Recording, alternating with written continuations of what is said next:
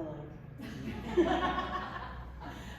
So, I'm Peggy Sturdivant, and I'm not a board member of the Ballard Historical Society.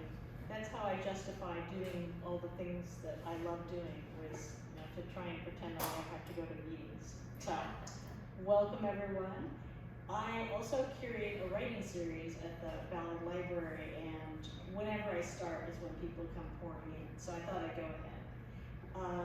As some of you know, we're here tonight because there was the unfortunate car into the meeting room at the Ballard Library. But big kudos for Greenwood for stepping up and for the librarians who partnered on this and helped us do a webinar last year that we had over 120 people attending on the webinar and was picked up by the Seattle channel.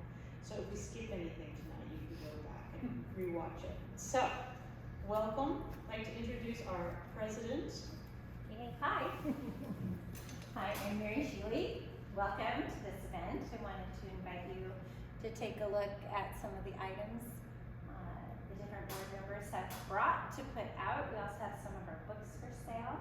We're going to try and get done around 7:30 tonight, and then we're hoping to have everybody have their cars out of the garage here by 8 if you did. The good news is they're a lot cooler here.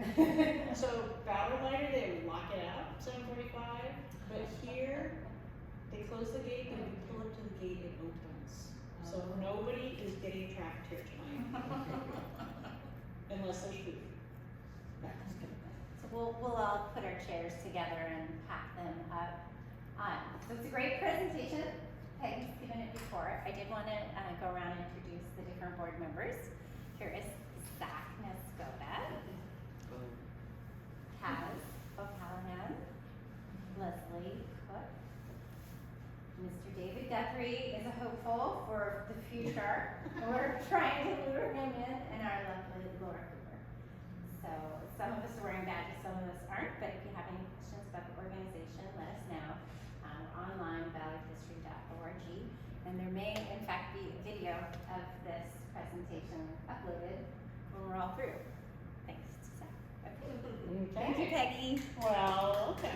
As you can see, the Ballard Historical Society was formed in 1988, and that's another reason I'm so excited to have Gordon Strand with us here tonight, because he was there part of the birth, which I understand used to involve spaghetti dinners. Alas, doesn't seem to anymore.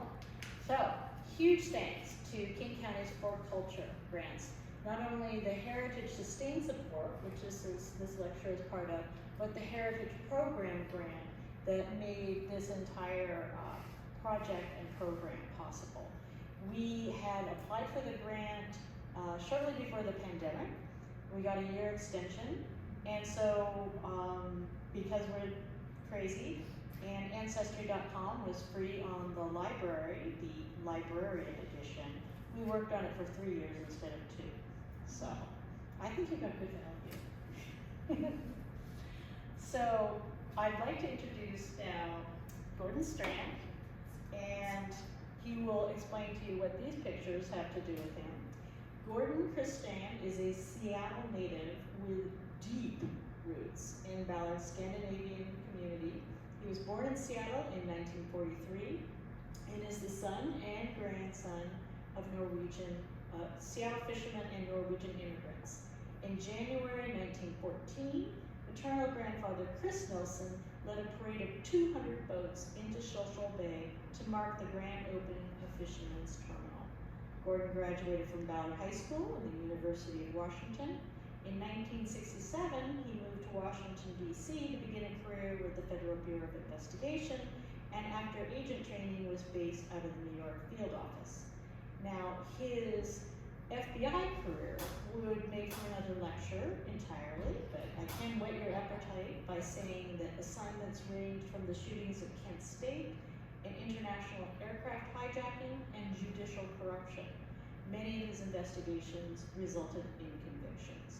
He transferred to the Seattle office in 1984 to investigate the collapse of the Washington public power system, that was WHOOPS referred to, right? And then worked for the Attorney General's office for 2 years after retiring from the FBI in 1995. He he was a founding member of Ballard Historical Society, and after serving on the board of the Nordic Heritage Museum, was then hired as its business manager and development officer. He retired in July 2007 after 10 years with the museum, but has continued to be an active volunteer. Currently, he is chair of the steering committee for the museum's Nordic American Voices Oral History Program, which has, in its last 10 years, recorded the life stories of nearly 1,000 Nordic Americans. He has 2 children, John and Alexandra, and is the proud grandfather of 3 granddaughters and 1 grandson. Thank goodness he decided that you can come home again to Ballard. Welcome, Gordon.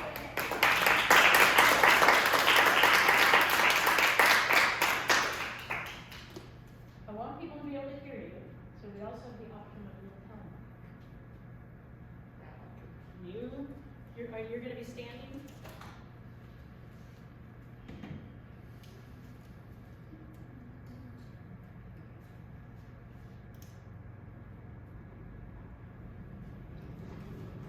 Very convenient.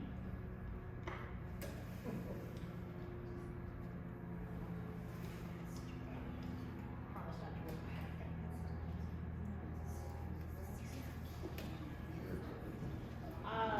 I've been doing it for 10 years at the library. Let's see. Okay, give a little test. Can you hear? Yep. Great. Well, thank you for the kind welcome, and it's great to be here. And yes, I am a Ballard boy. So Whittier Elementary, James Monroe Junior High School, Ballard High School, University of Washington. Now my dad, he immigrated in 1921 from Norway.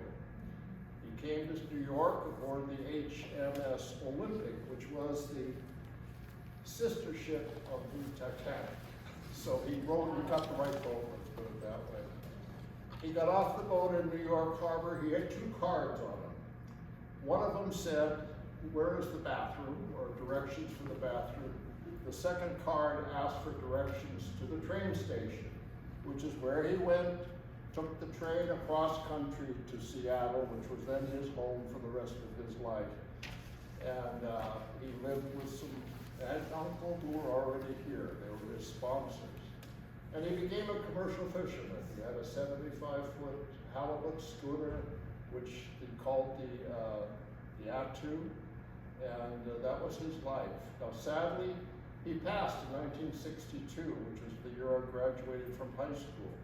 So I never got a chance to ask the questions that I wanted or needed to know about my family heritage.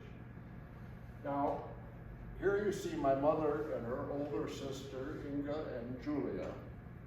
Their father, Chris Nelson, came to the United States in 1888. And somehow he made it across the country too, to the Pacific Northwest, and came to Seattle in 1889, after the Great Fire. He told the 2 girls the embers were still hot on the ground. So we go back quite a ways. And, but he moved to Ballard, which had just been formed as a city. He shows up in the 1890 Register of Residence in Ballard. So that was his home, and that was his home for the rest of his life. He also died at a very young age, in 1921. So I never got a chance, did not know him, did not get to talk to him either. And often wonder if it wasn't because of the habit most of the fishermen had in those days of, chewing tobacco, because he had throat cancer, but at any rate. So my point is about talking about that is this wonderful history, which I did not get to talk about or didn't have questions to ask. And be honest with you, when you're 18 years old, you're interested in the future, my future. And that's part of it doesn't mean a whole lot. By the way, that picture is the foot of 28th Avenue Northwest by the National Nordic Museum. That is a dock that my grandfather used to work on his nets and occasionally would have his boat. Now, if you'll notice, it's pretty, the tide's out. This is before the canal, the locks were built. So you could literally walk across the Magnolia from here in those days with the tide being out. And anyway, like I say, I came back to Seattle in 1984, and now I had 2 children, was more of an adult. I was so happy to be home again, and I became obsessed with, interested in the history of this community, well, the city and my family, and this is how I started getting interested in what was then the Ballard Historical Society. And that was the first project that went on. It was called the Passport to Ballard. It was the Centennial Story. It was 100 Centennial 100 or something like that. I'm trying to remember now. But it was with the support of the Ballard News Tribune. We had a local newspaper in those days. And the local community who funded this project. Now this was not really an oral history project at the time. It was largely very, very heavy research into the archives at the university, the city, the county, to tell the story of the 100 years of the city of Ballard. And it's quite a wonderful book. Dr. Kay Reynolds, who's no longer with us, but she was the editor and really the leader of the group. And that's how I got involved. And I'd like to also say that was conducted, all the meetings and were done at the Nordic Heritage Museum, and that's where I met Marianne Forsblad, who was the director. I would love to have her here tonight because she knows a lot more about the connections and how that started, but she could not make it.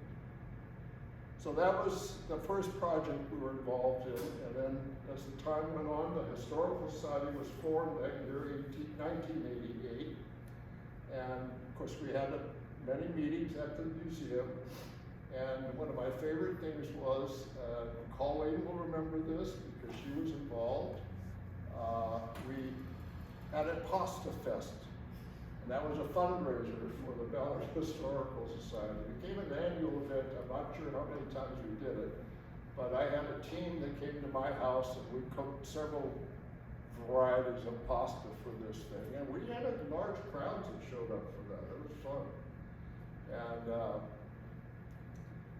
so anyway, that was the Passport to Ballard and the founding of the Ballard Historical Society. And there are many people who were volunteers on that project and continued on. And then, as you said, it was said, I did become employed by the Nordic Heritage Museum, and that was in 1998, I believe, 1998, was the business manager.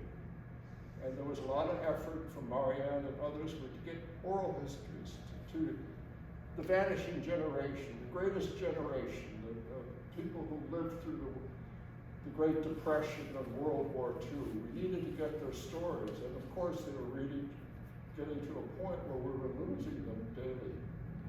And so that was the idea. Let's get some of these stories down on tape and into a book. Initially we hoped to be able to do a video, but we only had a year or two, year and a half to complete the project. It had a beginning and an end. We got substantial funding from the King County and from the city of Seattle. We were able to hire a project coordinator, and we were able to pay for very extensive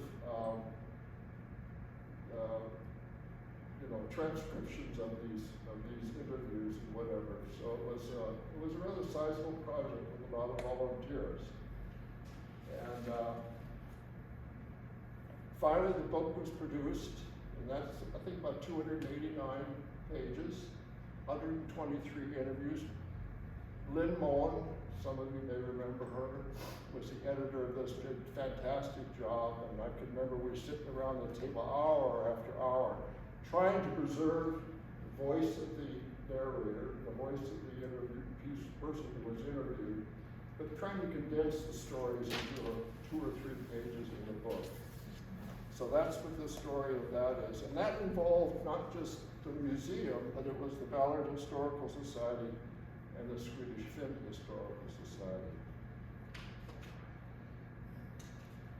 I'm not forgetting any important fact. Before we go on, I would like to point out we have Ali Sharutis. Did I say it right? Ali is currently employed by the museum as the museum video producer and oral history specialist. She's our point person, and she supports us tremendously on the project that we are ongoing at the museum. So Ali is here, and I really appreciate it.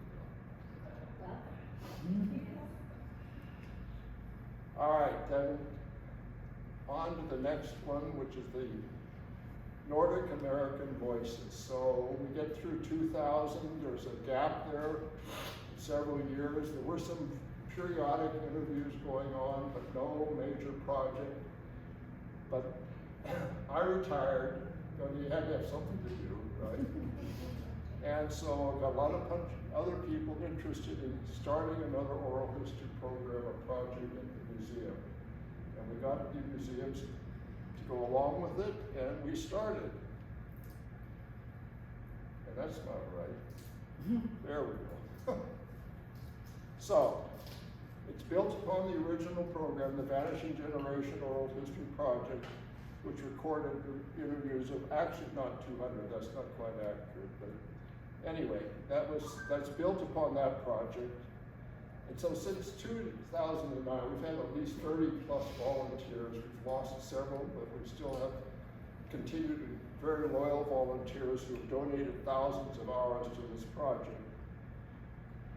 And we've recorded, this is a little bit old, it says 800, but it's over 900 now. And the thing that's different from the other projects, with this one we were doing high definition video cams. So it's videos, the earlier project was often just audio tape and audio recordings. But you know, as things that moved along, we've been able to get cameras that afford to do all video now.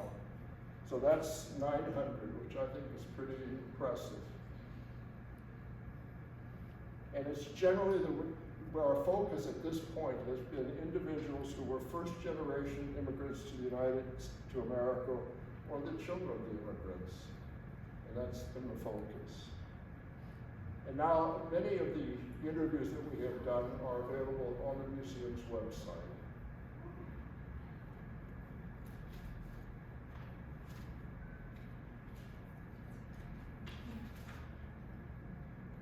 And we've done a lot of traveling since this started in 2009. We're not confined just to Ballard.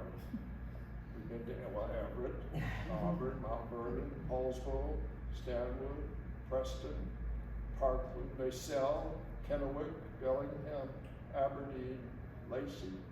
And just last weekend, we spent a full day doing interviews in Spokane. We conducted 15 interviews on a Saturday.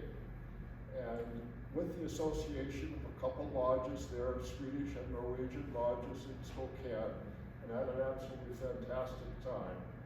So this is part of what we do. Lacey, I want to tell you about Lacey.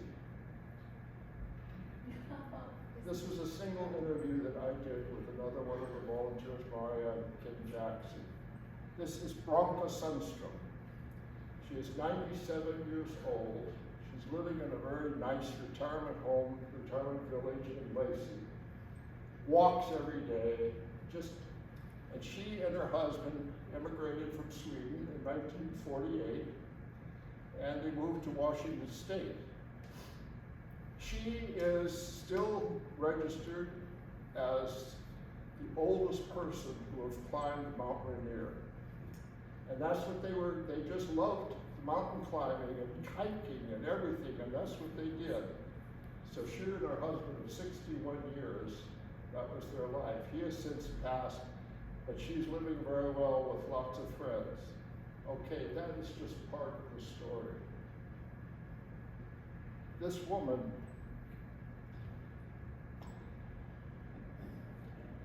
was a prisoner in Bergen-Belsen in 1940 to 45. She and her family of 9 were put in there. She was Jewish. Only her and her sister survived. In 1945, British soldiers liberated the prisoners of Bergen-Belsen. She told us the story that she was taken to a hospital. She woke up with pillows and sheets, and she said, I thought I had gone to heaven. She was taken from there. She could not speak, and she couldn't walk. And she was taken by the Red Cross to Sweden, and that is where she met Mr. Sundström eventually, and a whole life changed. It's just an incredible story, and it's one that we've recorded, and you know, it's just fantastic. That's Bronco. I did it again.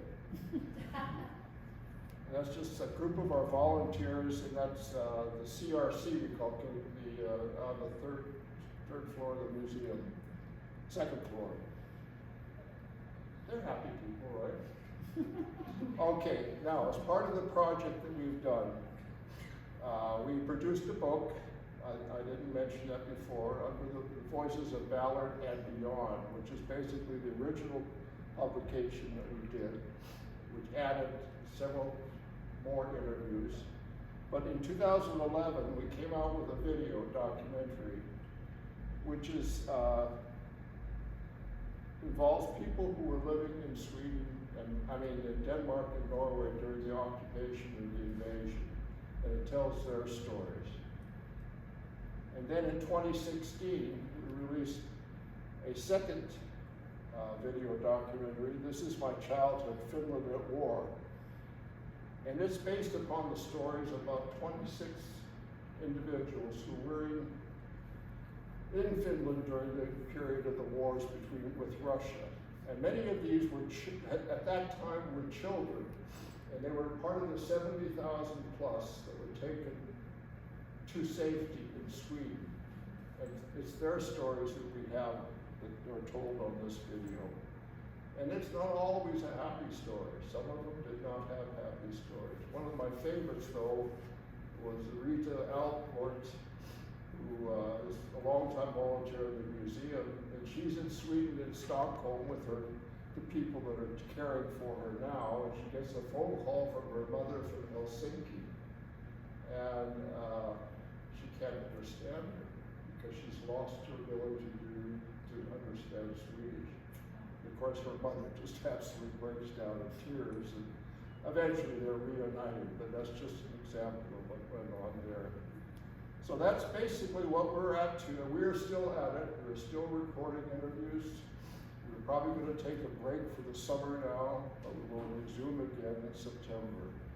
But it's just been a very gratifying experience, I think, for everybody involved.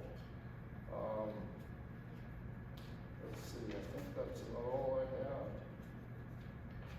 Yeah, so I will turn it over. Eventually I'm going to play an excerpt from an interview, and maybe we'll close with that. Okay? Okay.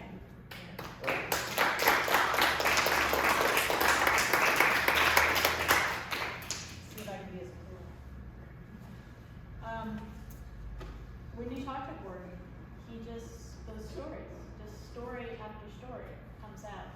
And what we realized is that the gifts of what they did keep giving. And so, as he mentioned, they couldn't use all that material. They had to excerpt it. They weren't all necessarily transcribed. They weren't all in the book. And so, where did you find it, Laura? In the basement. So in the basement, Laura found these information, as you know, labeled, vanishing generations and everything. And when he referred to the fact that you have tape cassettes, unfortunately you'll hear that the quality is, well, it's great now compared to what it was. Because these were tape cassettes. There was a large group of volunteers, lovely people. I was one of them. Sometimes you'll notice, if you listen to the full thing, that volunteers are volunteering a lot about themselves. And they're much more professional now. So when Laura and there was Allison, who was before Allie at the museum, I think, supporting the project, found this, It was around the time we'd gotten the grant, we went into the pandemic. So the first step was to digitize these tape cassettes. And then the brilliant idea was like, well, we did this other project that was from the city of Seattle where we mapped like almost 7,000 pre-existing structures, you know, dating back to like, you know, they're by years from 1900 to 2015. And on that map, you could go and we selected sort of a top 160 instead of 150. And we did further research about their architectural significance and their historical research. So then we got sucked into those stories. So then to encounter the oral histories, well, it was a natural, right? To like want to link them together. So this is, oh gosh, how do I turn it on? Just hit it. This is kind of another little tickler for like what this led us to.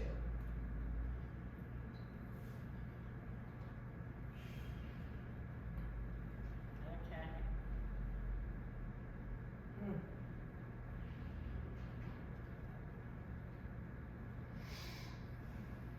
That's why I have another technologist.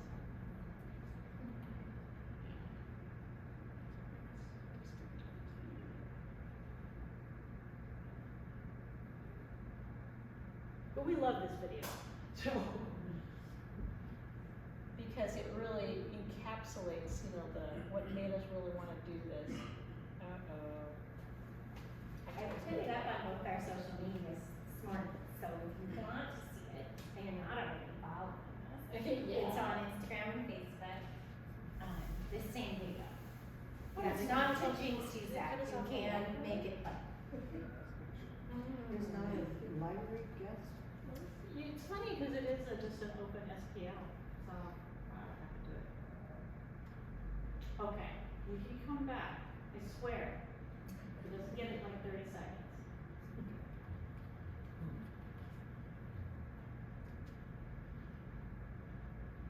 This is just like, you can tell this is sort of not us being fans. I mean, we had help on this video, which is why we like to show it. We're historical. Yeah. Oh, well. Hope I haven't lost mine, but we'll see. We'll come back. We will come back. Okay, so what it became is, you'll see the little video, but when we linked the oral histories and had them digitized, we started to do research, and then we worked with a GIS specialist who located them all on the map, so it's become an interactive map. And even he wasn't sure at first that they were gonna be able to actually have the audio on it, but he worked with, you know, some guy up in Canada, and we're like, we didn't even think we could do this. So this is what it looks like, and as long as we get the internet back, it should work to show you how to interact with this map. So let's see. I can always switch onto my computer. Let's see if this one works now.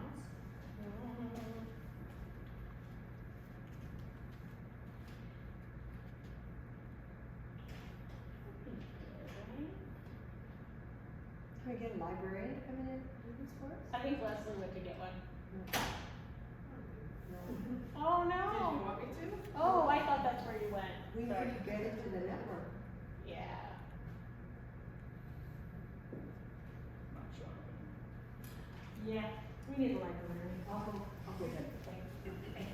Our lovely librarian who helped run our webinar, she was actually in Singapore last year when we did our online thing. And she has actually had an emergency, you know, after the car accident, and is gonna have to go to England, so.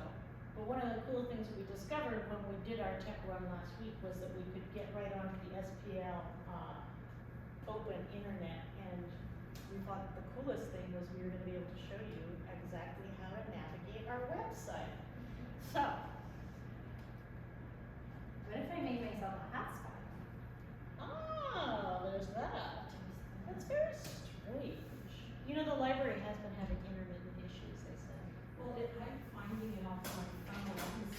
Wi-Fi, so their Wi-Fi is active. We have a librarian. Thank you. Go ahead and like turn the Wi-Fi off and then turn it back on, sometimes that brings up the.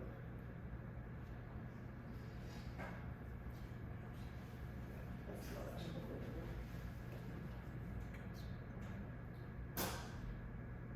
There we go. Yay! It's always the turn it off, turn it on thing, but at the time you panic. Yeah.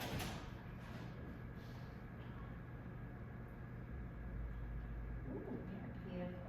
Can I go back to the video? Yeah. Sure, there you go. What if you were able to connect Thank you. the lives of people who lived and worked in Ballard 100 years ago? Using digital photo archives, oral history recordings, and innovative GIS mapping, you can.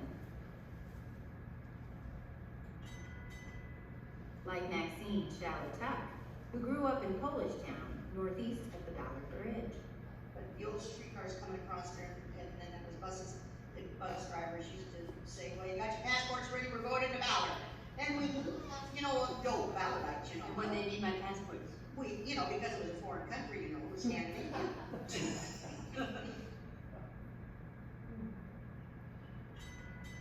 Maxine's father worked for lumber baron, mill owner, and civic leader William Balcom. His mansion featured a $5,000 piano and a special wing to host visiting international musicians.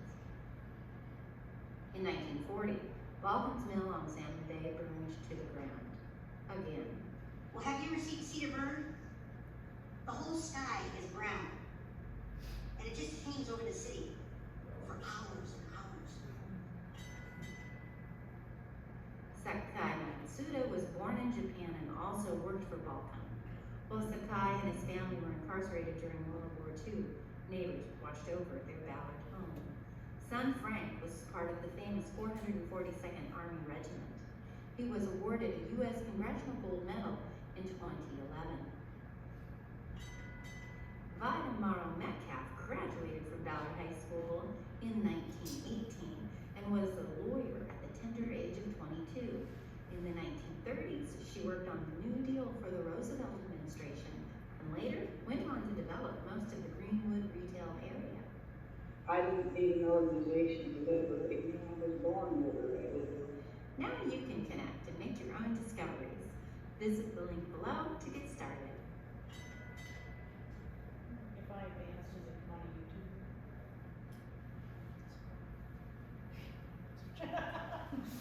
This is on YouTube, so that's the other thing, you get out of the air.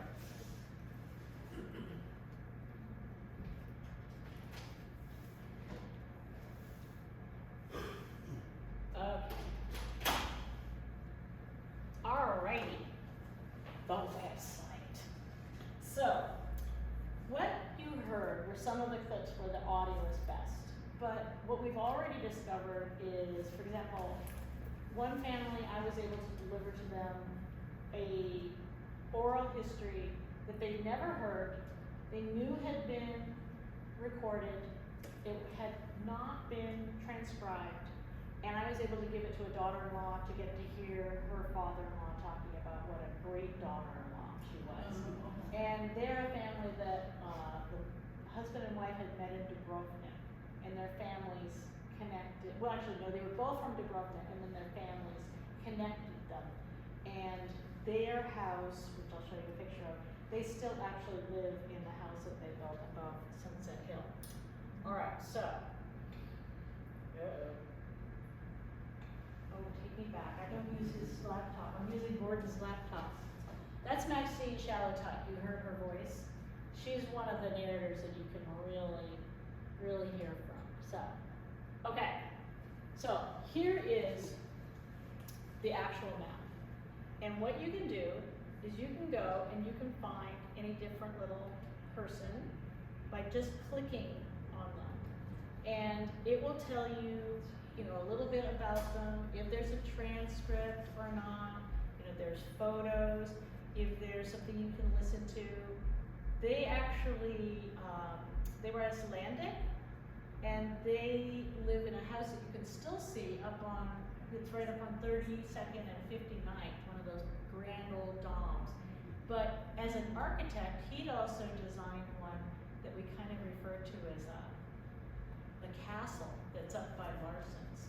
So we started to get connected, so between the history that we were seeing and also if there was a transcript. So if you click around, this is all you can do, you can go to any of them and see, okay, who's in there? You know, who am I gonna listen to?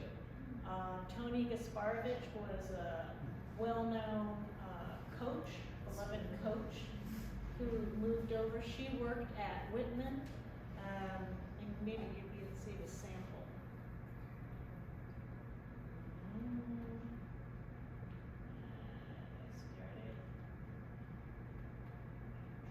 Went to Whitman from Crown Hill School. And you remember him after school? I surely do. He was either president of student council or president of the boys club, one or the other. And then later went to Ingram and played football for my husband. And as I know it, I think my husband had a lot to do with his getting into Princeton because of. Well, I think so. Wow. Yeah, you can sort of like, you know, click in and find out what allures you. Now, part of what we all learned as we went through is that as I said, that we found a whole new history. So when they were doing the first interviews in the late 80s, they were asking about the experiences of the parents. And now as we go back here in 2020, 2021, we're like, well, what about this person? You know, because I want to know what happened to them. Like you're being able to interview the woman who's climbed Mount Rainier and find out. So they're now interesting to us through all that happened. So we started to connect those different dots. And, oh dear, is this gonna let me get out of here or not? I'm like, yes, please. I'm a Mac person. He's a PC.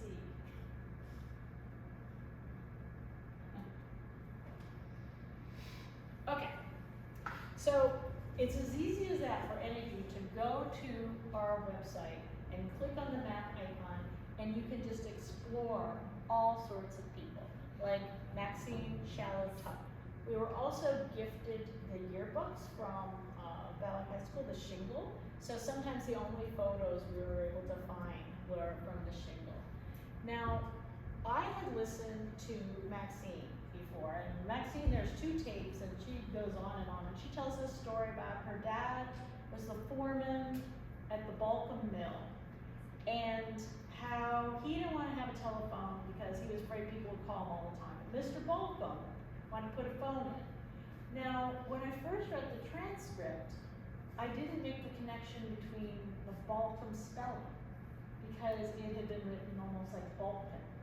And suddenly this light bulb goes off where I realized, wait, we're hearing about the infamous Balcom, who basically owned all this land between 80th, almost all the way up to 85th, that whole cliff along there, including that oddly named Mossy Face Lodge. And he was known for being able to host like practically an entire symphony in his house. He liked to like lead Susan marches. He started a golf course. He would buy mushrooms from Maxine's family for a little extra money. And when the house burned, I mean, imagine it says, even the piano being worth that back then. $5,000 piano and chair were damaged. So, unfortunately, his wife has already died.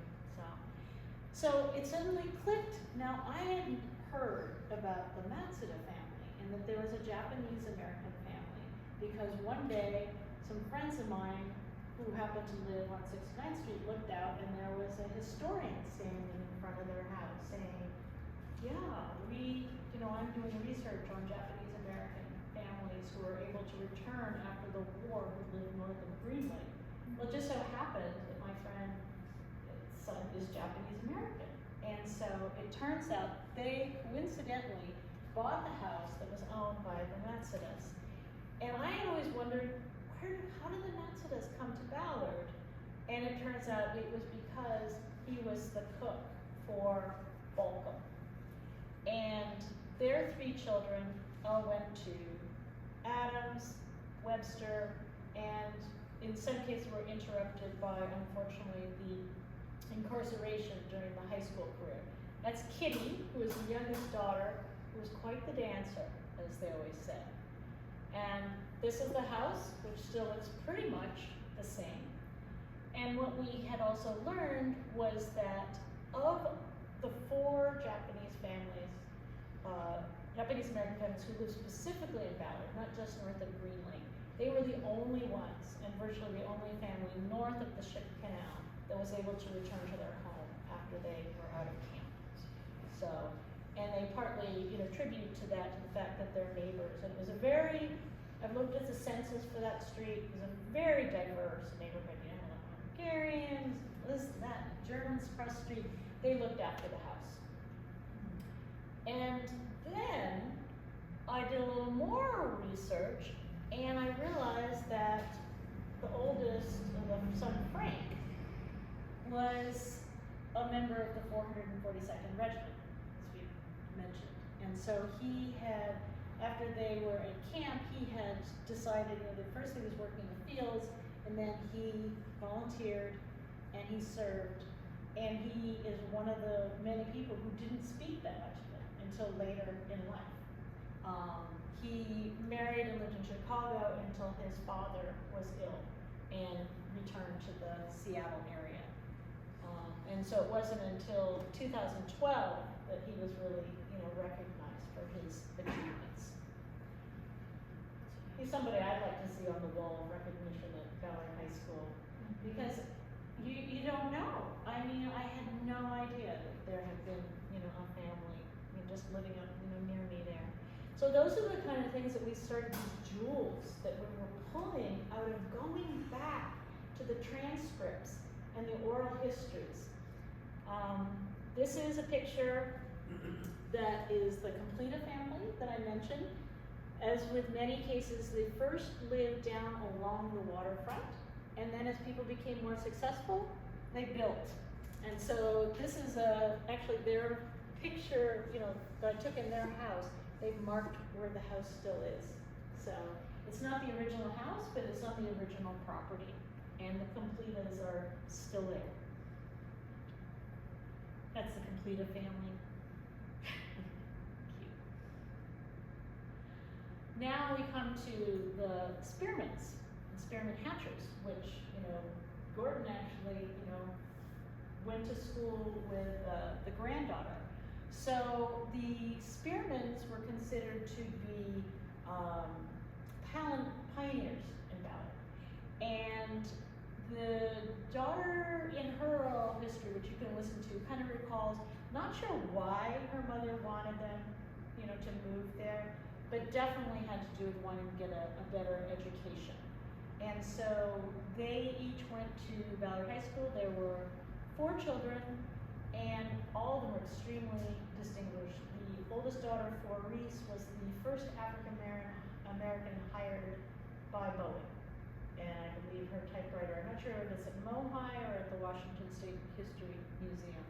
And Izetta was a nurse, Austin, the brother, these are like, now we're getting to the grandchildren. So this is Izetta, who you can listen to and hear her talk about what it was like to go to Ballard High School. And as she said, at first she was colored. She was very black, and so different, somebody else was there who was not as black as she was. And then she was considered Negro. And then she had trouble when her kids in the 60s were like, you can't say that anymore, Mom. These are pictures like, you have to call yourself black. And so it's like kind of interesting to hear her discussion about that and how they did not, she didn't feel prejudiced in the neighborhood, but there were some teachers that you'll hear about at Ballard High School who were pretty cruel. So this is some reminiscence from their daughter, Izetta's daughter, Vicky, that I found recently. They were also known for having this gorgeous garden up on 12th. And we were noticing, it says, my grandmother made sure she had a baby grand to complete what I now call her desire to be the Southern Belle she was denied in her youth. She also wore white gloves each Sunday to church, had several church hats, and literally powdered her face. You look back and like, we're definitely seeing that the white gloves there, they like, I think they were so white, they caused some sort of photo flash, so. Yeah. And this is the three oldest siblings, Izetta, Austin, and Florice. And then Gordon went to school there. Izetta's daughter, Vicky, the family was military, and she had started school at Ballard High School and came back, and Gordon can tell you a little bit more about that when we do like question and answer about, both of them working downtown and coming back to Ballard on the bus. This is just another little jewel you find. Like somebody says, do you have any outstanding memories from working in that bar? And then there's this gravel boy who says, well, I met all three of my husbands there. If you go to listen for that, that's Anderson, that's like the first one on the map. So it'll be all set. And then we found Vida Morrow. So Vida grew up and was interviewed about her dad's experiences in Ballard, and she was about in her 90s when I talked to her. And that interview hadn't been anywhere. But I got really interested by the fact that she became a lawyer, and then there was all this interesting information. She was a real badass. She was trying to like get the police to chase her one time, and they did. So she cut off a police car because she'd always wanted to do something. But she went to university, as she said, decided she wasn't gonna get ahead unless she switched to law. She graduated, and then, actually underneath the, like if you're on Revisiting Really Ballard, our site, there's lots of articles about her because not only did her family own most of Greenwood and develop it, and it's still in the family, but she was part of FDR's New Deal. And she would come back, she was society, and she'd come back. And yet, when she died, she had outlived all her siblings, and there was no obituary. So those are the kind of things we found, and we wouldn't have even known to look if it hadn't been for those original tapes. And then now you can actually go back and hear her voice, which we were contacted by a great niece who's a screenwriter in LA who said she was already thinking about doing a script on some of the family members. So that just shows you a little bit of like what if you go to Vida Morrow and then she married Metcalf, what you'd see. But mostly she was asked a lot about, her dad and the truck gardening and stuff. And so you have to get these little hints, and then you start pulling these jewel threads by night. Okay. Oh, there I did have some more things, yeah. So supposedly her brothers were in this bar fight, and one of her brothers had broken leg, but he hit somebody else with a crutch, and then her dad got involved, and so she was defending them all. And when it says girl lawyer faints during trial, it's when it turned out that her dad had served some time at Walla Walla. I know. It's just formerly a well-known sportswoman and attorney here. Yeah. Now, we come back to what's ongoing as well at the museum, which I'm sure Alan knows more about, that they're expanding beyond just Native American voices, but also to the interwoven stories. I mean, we are on unceded land in Ballard. And so and there is a lot of blended histories. And you look at people, there were people who were indigenous, who married into some of the Scandinavian families, and so they're doing an amazing job now of broadening, the scope of what is part of our future history. So, and now I'm gonna turn it back to Gordon to show you, he's gonna show you a little bit about what they're doing, that's why it just is a passion that can't be quit. So, back to you. Thank you, that was great. What you've seen is, yeah. I call it, oh, I don't, an original history from the ground up. This is not from the presidents and the generals, and this is about how people survived, what they did, and what great things they did. Ed Ingerdahl ran the Scandinavian Language Institute, started at the museum way back in 1980. So he has trained and taught hundreds of people in any of the 5 Scandinavian languages. He's led tours all over, in the summertime to the countries as well. And he was interviewed, a quite lengthy interview, and this excerpt you're going to hear is him talking about what he calls the high point of all this time he spent. And this was maybe, well, on a scale of all of my years, I'm going to make up a number. This was maybe 15 years ago, something like that. I had a student sign up for the Norwegian language class. And the second quarter, she said, so I'm learning this class because my dad was the immigrant. Would it be okay if I brought him to class with me? And I said, perfect, a real Norwegian, yes, bring him to class. So he came to class with her that whole next quarter. And so I sort of made him the default expert on things whenever we needed the answer from a real Norwegian. And the next quarter, she came and she didn't have her dad with her. And I said, so is your dad gonna keep taking this with you? And she said, well, let me tell you the backstory. Dad was diagnosed with Alzheimer's, and the doctor knew that as he sort of went backwards like this, one of the things that he would lose was English, which is the language he had to learn.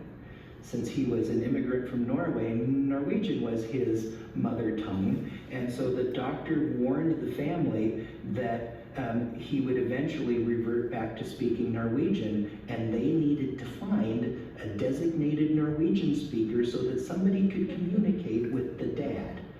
So with that much foresight then, this daughter signed up for the class, decided she really wanted to make her dad part of the process as long as he could, so he was in the class with her.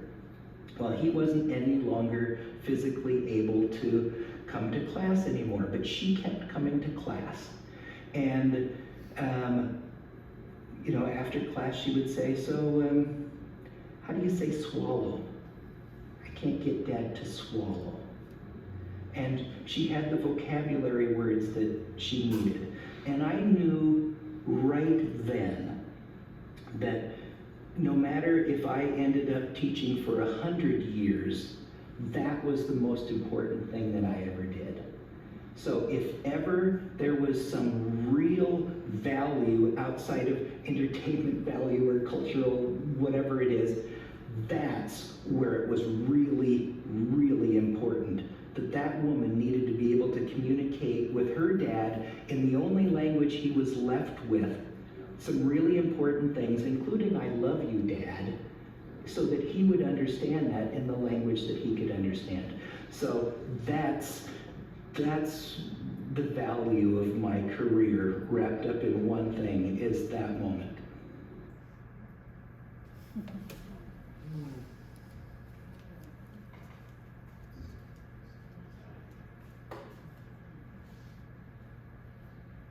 We kind of all feel that, and I hope that what you'll do is tell all your friends about it and you'll start listening, because there are amazing stories. And one of my favorites that I'll play for you if I can get to my own computer, let me break up here, is the story, sorry, Mac user, Ray Christensen. His story wasn't included before. He was a lifetime fireman, lived on 59, and talks about the Seattle Cedar Fire and what it was like to be fighting that night. And the quality of his recording is very high, so it's really one of my favorites. Because sometimes you have to be patient, you have to look for those jewels, but they're so worth it. So then we have a book that you'll see around here, and I told Laura I didn't want to get involved in the book, and then she said, well, there could be this one chapter where you could highlight some of your favorite oral history stories. So of course, then I was all on board, and that's been a real joy to do and be able to flesh out the stories. And so, as you'll see here, some of the highlights, and I hope you'll peruse more of the information here. As I said, volunteer power since 1988, he's proof. There is a wonderful digital historic photo archive, and we are looking forward to working with a new intern who just said yes this summer to help us enhance our digital archive. We have Ballard walking tour brochures. Here's one of our 2 free lectures. We've been a little delayed by the pandemic, but looking forward to getting back with the classic home tours, and you can see some beautiful photographs there. Not only when Leslie, who coordinates the home tours, does it, each participant gets this gorgeous history of their home, and just such a keepsake. And then we have won some awards for this, including the Mapping Historic Ballard Project. If you weren't at the parade last week, you missed some beautifully dressed representatives. And Mary's passion is, among others, is the Tweed Ride, which ends up with a tea party down at Golden Gardens every year. And this is us last week accepting the award for the long-term project award from, oh, I blocked over what it came from, the Association for King County Historical Organizations. So, thank you all, and feel free to listen and peruse, and mostly thank you to our #1 representative of the ongoing effort here tonight. One of many, but someone who's been with it all along. Thank you, Gordon.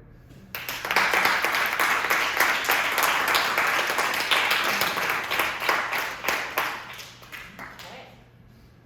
Questions? How do I buy a book? Yeah. Well, it's a donation. There are books in the back, more information here. Happy to open up,